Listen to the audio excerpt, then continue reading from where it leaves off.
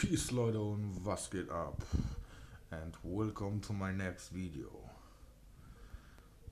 And now come the next creepy stories. Lego.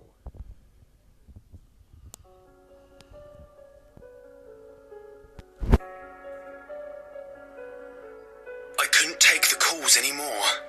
I just couldn't take knowing. There was nothing I could do to stop them from coming through. I had to put an end to it. It all started this summer, when I was playing with my eldest daughter, Chrissy. My kid absolutely loved toy cars, so I gave her my Matchbox collection, which I'd kept in the attic since my childhood. She was driving some farm animals around on the hood of my most prized possession, a classic fire truck with all its original parts and an unblemished paint job, when she suddenly stopped our caravan halfway to Mount Marshmallow Snowflakes, also known as the white leather couch in the corner. "Daddy," she said, her voice sweet and innocent. "Yes, honey," I replied. "Daddy, don't answer the phone," she told me. Having not heard my phone ringing, I wasn't sure what she meant by this. She'd probably seen the screen on my smartphone lighting up from an incoming call. I had a tendency to forget to unmute the thing after meetings at the office. I guess that Chrissy didn't want our playtime to end, so I assured her Daddy wasn't going anywhere and left the phone alone. She smiled and we continued our game. Later, I checked my call history, but discovered that there hadn't been any incoming calls. I didn't really give it much thought, to be honest. A few weeks later, the same thing happened while we were playing doctor and giving Mr. Fuzzy Wuzzy his annual checkup. Chrissy looked up towards the kitchen and dropped her stuffed bear. "Daddy, don't answer the phone," whispered Chrissy in a frightened tone. This time, I chose not to heed her warning. I got up and checked my smartphone right away. No incoming calls. Following Chrissy's gaze, I realised that she was actually looking at the old telephone on the kitchen wall. We had disconnected the landline and unplugged it years ago. My wife had been asking me to take it down the day I'd cancelled our residential phone service. We had both gotten cell phones and wanted to put the money towards something more useful. The bulky white device was screwed into the wall. I kept forgetting to dismount it whenever I had my tools out, and I was too lazy to get them from the garage for such a menial task. I'm shocked my wife didn't wind up removing it herself, since it bothered her so much. "Honey, that's not a real phone. No one's calling," I told Chrissy, ruffling her hair. It took Chrissy a few moments, but she eventually went back to playing as though nothing had happened. It was probably some kind of new game she had learned in school or something. She was 7 and had a bunch of imaginary friends. Maybe she'd gotten into an argument with Princess Pufflecakes and didn't want to take her call. I didn't worry about it too much. It wasn't until the third imaginary call that I started to get concerned. Chrissy and I were having a Ninja Turtles tea party. I was dressed in a pink tutu with Michelangelo's bandana and a crown on my head. Never underestimate what a father would do to put a smile on his kid's face. I got up to get more juice. Chrissy grabbed me by my frilly skirt, looking absolutely terrified. "Daddy, don't answer the phone," she pleaded. There was something in her eyes that compelled me to put an end to her weird game. She really looked freaked out. I no longer thought she was playing some sort of reverse psychology Simon Says. If she was making it up, why did she look so genuinely worried? "It might be important, sweetheart, don't worry. Daddy will tell those evil telemarketers to leave you alone," I playfully replied as I snuck out of her grasp. I made my way to the kitchen where I picked up the receiver. I turned towards my daughter to give her a reassuring thumbs up, bringing the receiver to my ear. I fully expected to hear silence. Silence, however, was not what I heard. There was static on the line, which surprised me enough that I pulled the phone away for a moment to look at it in disbelief. When I brought it back to my ear, I heard a voice on the other end. 232, Jeanne d'Arc Road, Fire, 12, whispered a man tonelessly. "What the fudgesicles?" I answered, perplexed. My wife must have been playing a trick on me. She'd probably convinced Chrissy to help her out so I'd do my job and get rid of the phone. I immediately yanked the cord, and it came flying towards me, hitting me square in the face. I was stunned. It was far too loose to have been in the jack. When I asked my wife about it, she had no idea what I was talking about. The next morning, I absent-mindedly checked my emails while the news played in the background. There was a segment about a fire in an apartment complex. At first, I didn't pay much attention, but then I heard the address. 232 Jeanne d'Arc Road. 12 residents had perished in the inferno. I nearly dropped my number one Dad coffee mug on the floor. I didn't know what to do. It was too late to call the police and tell them I'd gotten a creepy warning call about the fire. They'd think I was a nutter or an attention seeker. I took a moment to calm down and rationalise what had happened. It was just a very weird and very scary coincidence. Days later, I was playing Sudoku on the couch when Chrissy walked over, wearing a worried expression on her face. "Daddy, don't answer the phone," she whispered, tears in her eyes. Something in the pit of my stomach told me not to go, but I had to know. I made my way to the kitchen and picked up the receiver. This time, a British-sounding woman spoke to me through the disconnected phone. 15 Veneer Street, fire, 3, she announced. Logically, you'd think I'd go to the police or a fire station to tell them what was going to happen. But here's the thing. I've watched the shows, so I know how these things pan out. You've got an attractive male protagonist who gets a forewarning, which is accurate. I won the Most Handsome Daddy of the Year award, as decided on my very unbiased daughter on Father's Day last year. I even have the trophy to prove it. The protagonist tells the cops about his predictions. Naturally, the cops accuse him of being the perpetrator. They lock him up, but he gets out on some technicality, rushes to the scene of the would-be crime, and saves the day.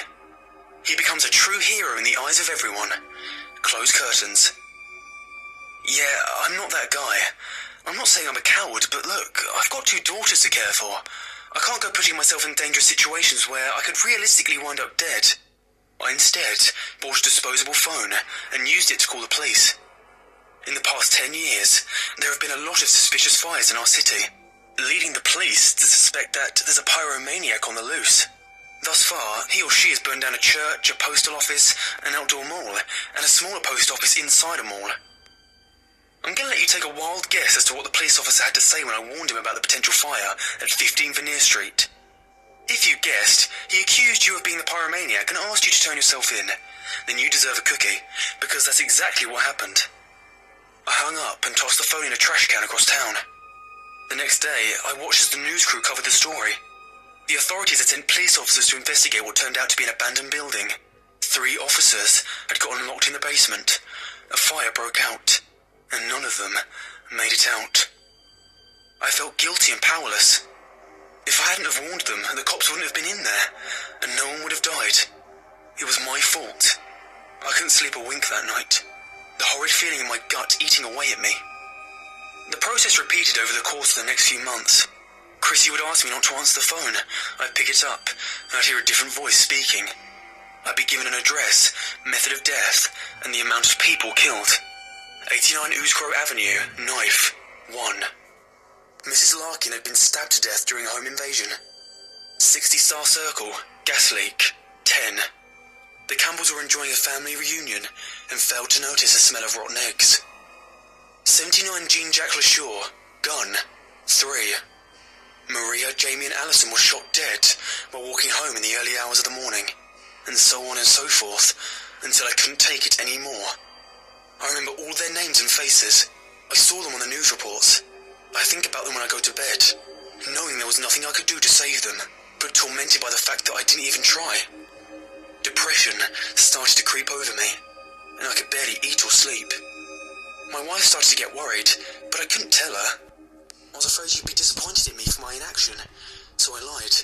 I told her I was stressed out because of work.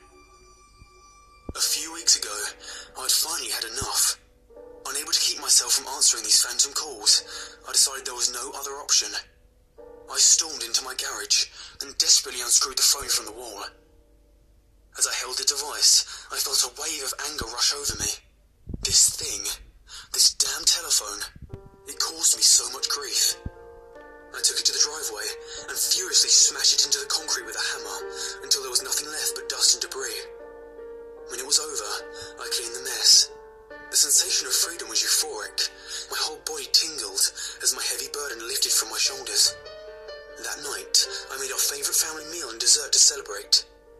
My wife was relieved that I'd gotten over whatever it was that was bothering me, and enjoyed that the eyesore in the kitchen had finally been removed. I have a piece of advice for you. If you have a disconnected landline and haven't gotten around to removing it, please take a lesson from me. Get rid of it immediately, and, above all else, do not pick up the receiver. My life has returned to normal since I got rid of that wretched phone. As I'm typing this, my wife is giving our youngest daughter a bath. I can hear them singing the Bubble Bath song and giggling. Chrissy is in the living room with me. She's playing with this silly pink Disney phone. It's one of those fancy schmancy glittery toys. A pimped out version of the Fisher-Price rotary phone I used to have when I was a kid. Every dial projects a different message from one of the Disney princesses. It's weird. She'd never shown any interest in it before. It's not a real phone. It doesn't even have a cord. But there's that look in her eyes again. She's worried. And I know what she wants to say. No, it's just a toy. It's just a toy. It's just a toy. I'm going to check. I need to know. Shit, I can hear static on the other end. It's a man's voice. He's saying, it's my address. Propane explosion. 4. I need to get my girls out of here. Please don't let it be too late.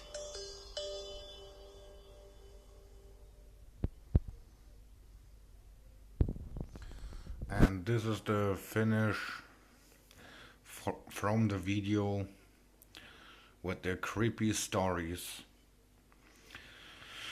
And tomorrow come the video Mice by Howl, and today the creepy story names Calls, and now come the CNN News.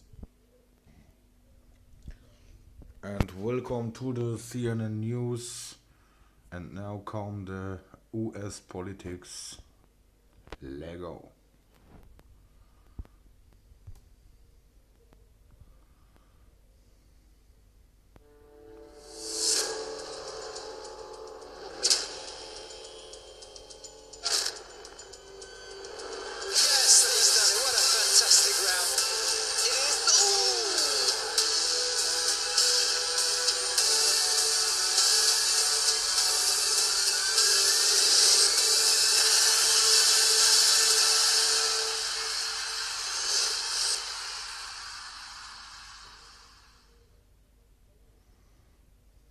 Washington is bracing tonight as both ends of Pennsylvania Avenue await Robert Mueller's final report. At some point, I guess I'll be talking about it. President Trump sounding confident today that the special counsel's investigation will clear him.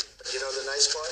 There was no collusion. There was no obstruction. There was no anything. So that's the nice part. There was no phone calls, no nothing. Everybody knows it's a hoax. So I look forward to seeing the report.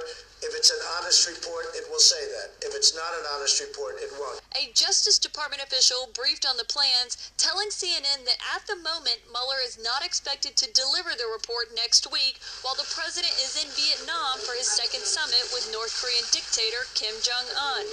But sources tell CNN Attorney General Bill Barr is preparing to announce that the investigation is over.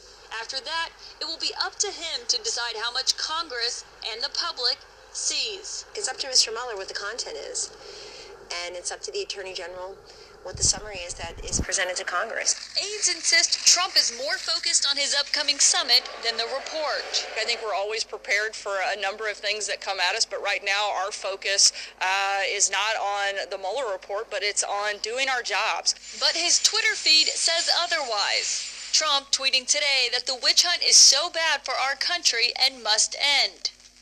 And in the Oval Office today, Trump, who has pledged to fight human trafficking, commenting on his billionaire friend and New England Patriots owner Robert Kraft after he was charged with soliciting prostitution as part of a human trafficking sting. I was very surprised to see it.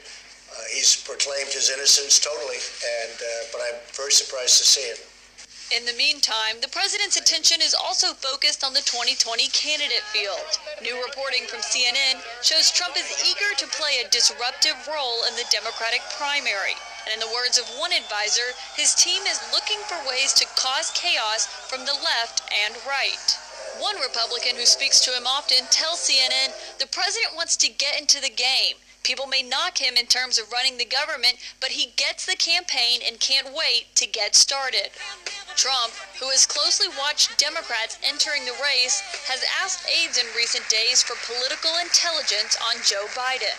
He's basically a 1% guy. He's weak. Yeah. So we'll see what happens with him.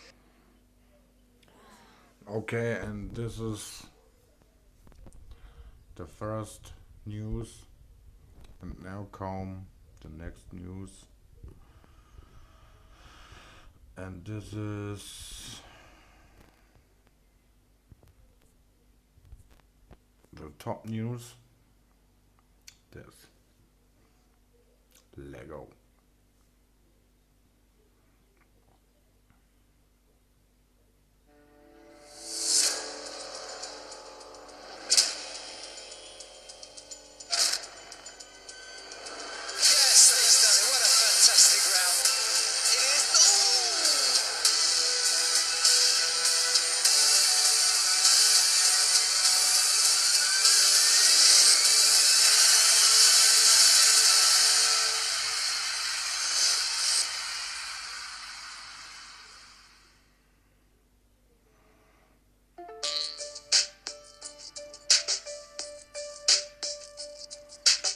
Lots of reasons why people voted Brexit, but many of them are covered by one word: sovereignty. Brexiteers don't like to share it, from how many fish you can catch to who gets to live here and which court ultimately has the final say over British citizens. Many Brits get pretty cranky at the idea of having to follow rules and regulations set in Brussels, often by people they haven't voted for. Well, nobody knows exactly. The deal that Theresa May spent 2 years negotiating with the EU was voted down in Parliament by a colossal margin of 230 votes, 432 to 202. So what happens to Brexit now? It's really more muddled than ever. Nobody knows if there's potential for May's deal to get across the line with enough amendments, and so many other options are now on the table, like a second referendum, a hard Brexit, or an extension of the negotiations. The Prime Minister still wants one thing: some version of her deal to pass Parliament, and soon. Then Brexit can begin on March 29th at 11 p.m. If a deal passes, there will be a nearly 2-year transition period, where the UK will stick to all the same rules as before, as they hopefully negotiate new trade relationships before December 2020. After that, the UK will be on its own, no longer subject to EU rules on things like trade or immigration, or to the European Court of Justice. Well, it's no secret that the EU regrets Brexit and sees it as a historic mistake. If a country as large and as powerful as the United Kingdom wants to leave a club in which it helps shape the single market and benefits from security cooperation, among many other things, what does that say about the club itself? Nothing good. And so from the start, the EU's approach has been damage control. The British pound has slumped since the UK voted to leave the EU, and it could fall even further in the event of a hard or no-deal Brexit. Now, that may be some good news for tourists hoping for a cheap trip to the UK, and for some British businesses which are export-heavy. But it's bad news for many. The cost of living for Brits is rising as imports become more expensive, and it's a similar story for some British businesses which have to import raw materials. Plus, all the uncertainty over what the future trading relationship will be between the UK and the EU, well, that's forced some businesses to already hit their contingency plans. Big banks, for example, have already moved some operations from the UK to the EU. The UK has been in decline for a century. Brexit is a milestone on that downward trajectory. Far from taking back control and turning the UK's fortunes around, it will leave the kingdom's citizens more isolated from allies, alliances and markets. Economic growth will be slower, intelligence sharing curtailed. But it's not as bleak as it sounds. The UK still has clout. It remains one of the 5 permanent members of the world's most powerful diplomatic body, the UN Security Council. Change won't be overnight, but the future as it comes will depend more on the billions of people beyond its borders than in the past. And this is the finish from the video now. And we'll see us in the next video. So Leute, und das war's dann auch schon mit diesem Video. Wenn euch das Video gefallen hat, lasst einen Daumen hoch, schreibt in die Kommentare, was ich noch an Spiele spielen kann oder welche Creepy Stories ich noch machen kann. Und wir sehen uns auf jeden Fall im nächsten Video, bei egal was ich dann auch mache. Bis dahin, Peace.